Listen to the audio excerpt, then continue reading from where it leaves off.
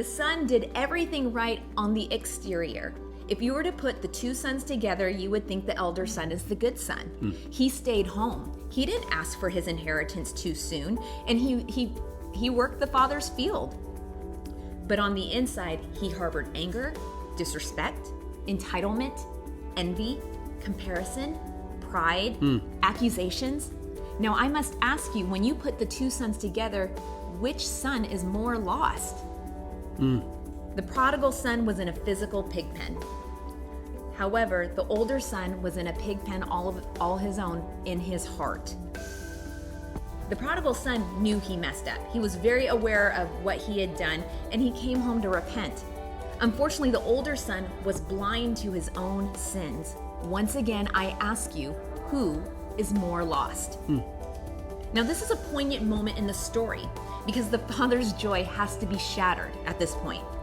He was celebrating having both sons under the same roof again, only to find that his elder son is still outside, unwilling to enter the house, unwilling to take part in the celebration. The father's celebrating the end of the family's brokenness, only to discover that there's brokenness now in another place. Now, the father, who extended grace to the younger son, extends grace to the older son too.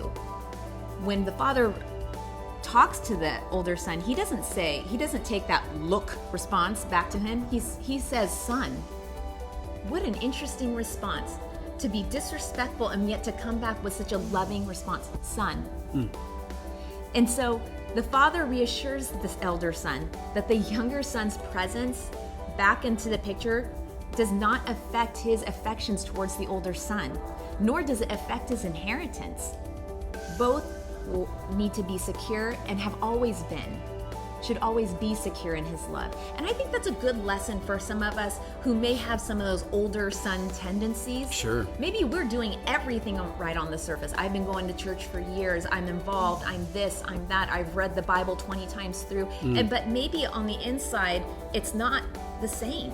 Maybe there's a lot of hurt. Maybe there's a lot of anger, pride, resentment that's being held inside. And the ability to extend love to those who are newly coming into the fold is difficult. But here's the good news for the elder sons who may be among us. And I'm willing to raise my hand to that. Oh, yeah. Yep. It's often easier to love a dissolute younger brother than a prideful, judgmental older brother. But here's the key. The father's love is broad enough to encompass both disobedient sons. Very good. Very, very good. Yeah.